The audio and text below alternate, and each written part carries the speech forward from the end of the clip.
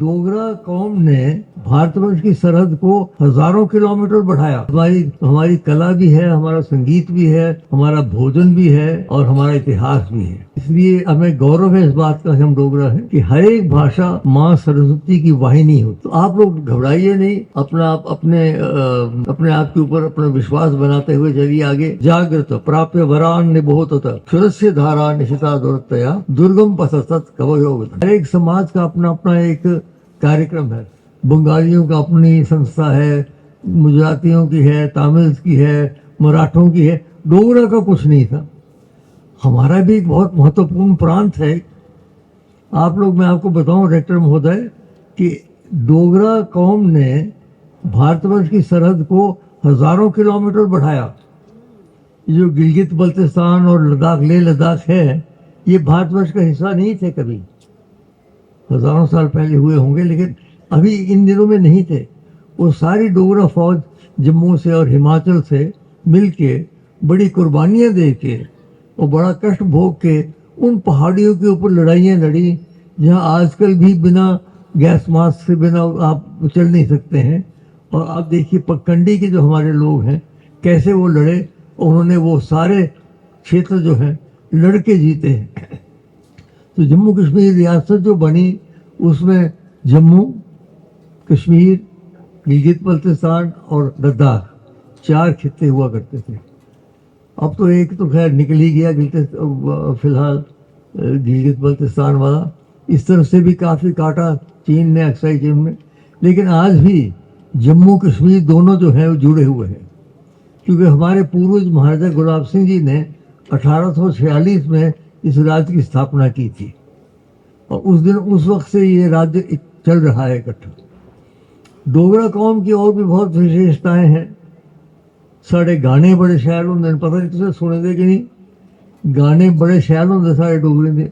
मैं आपू गाना होना, सिर्फ मेरे गाने सुने दे, कुछ ने नहीं सुने दे उन्हें। रेडियो पर आउंदे न, रेडियो पर अजें भी आउंदे न कदे कदे। ते बाकी माता दियां भेटां ते शिव जी दी भजन ते साढ़ा भोजन बड़ा सुआदला होंदा। तुसें खाना डोगरी रुट्टी ते उसके अलावा साढ़ी जी चित्रकला है। आप तो जानते हैं जो पहाड़ी कलम है कांगड़ा की और बसोली की, जहाँ भी मैं दुनिया में जाता हूँ संग्रहालयों में, वहाँ ये कलम वहाँ मिलती है। विशेषकर कांगड़ा कलम तो कोई ऐसा म्यूजियम नहीं होगा दुनिया में जहाँ कांगड़ा कलम की वहाँ प्रतीक न हो। तो ये भी हमारी कला भी है, हमारा संगीत भी है, हमारा भोजन भी है और हमारा इतिहास भी है। इसलिए हमें गौरव है इस बात का कि हम डोगरा हैं। और भारतवर्ष में जैसे लद्दाख से लेके केरल तक हर एक राज्य की अपने अपनी संस्था, अपनी पृष्ठभूमि, अपना गाना, अपना खाना, अपना रहना उठना है, वैसे डोगरा जो लोग हैं वो आधे हिमाचल में हैं, आधे जम्मू में हैं।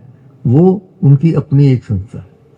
तो डोगरा समाज ने ये जो काम शुरू किया कि डोगरा को सब इकट्ठा करें और कम से कम जो हमारे छात्र हैं उनको तो पता लगे कि हमारी संस्कृति क्या है, हमारी भाषा क्या है।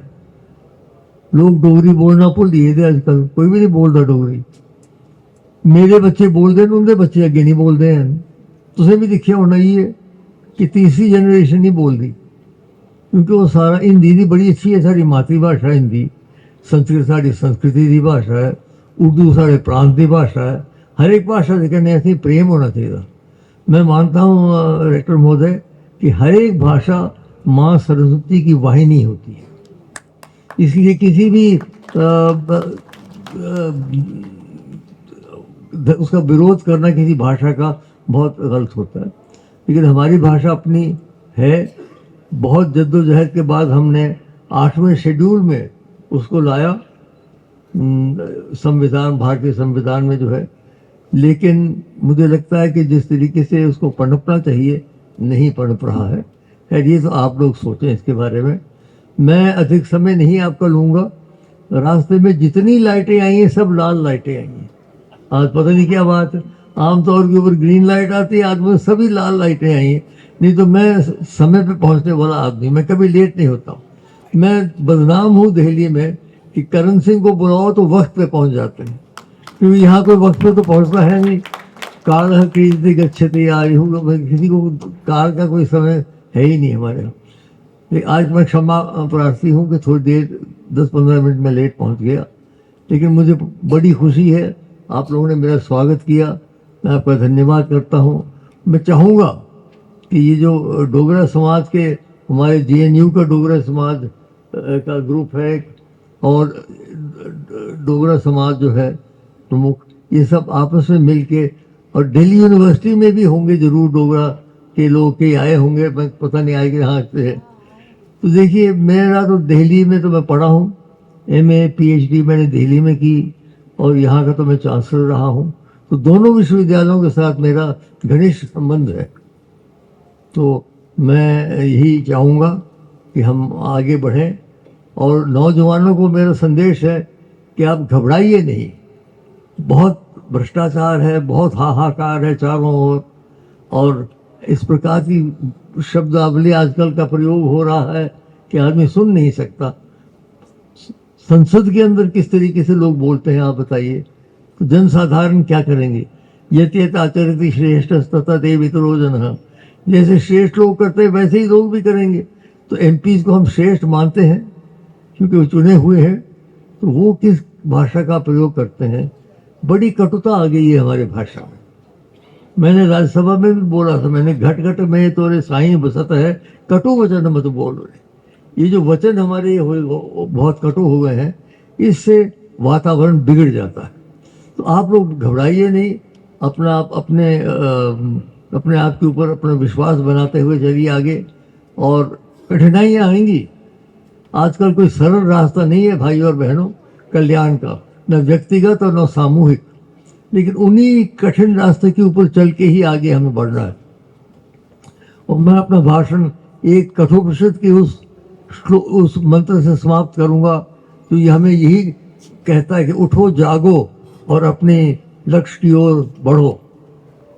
खतरनाक है रास्ता, लेकिन उसी रास्ते पे चल के हमने नया भारत, नया विश्व, नई चेतना, नया समाज का निर्माण करना है। उत्तिष्ठत जागृत प्राप्य वरान निबोधत क्षुरस्य धारा निशिता दुरतया दुर्गम पसतत कवयो वदन्ति। नमस्ते।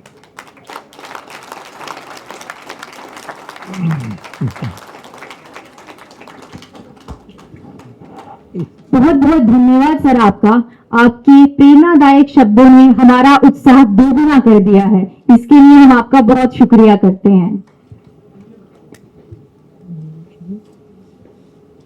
अभी हम अपने अतिथियों से अनुरोध करते हैं कृपया अपना स्थान ग्रहण करें। डोगरा कौम ने भारतवर्ष की सरहद को हजारों किलोमीटर बढ़ाया। हमारी कला भी है, हमारा संगीत भी है, हमारा भोजन भी है और हमारा इतिहास भी है। इसलिए हमें गौरव है इस बात का कि हम डोगरा है, कि हर एक भाषा माँ सरस्वती की वाहिनी हो। तो आप लोग घबराइए नहीं, अपने आप के ऊपर अपना विश्वास बनाते हुए चलिए आगे। जागृत प्राप्य वरान निबोधत क्षुरस्य धारा निशिता दुरतया दुर्गम पसतत कवयो वदन्ति।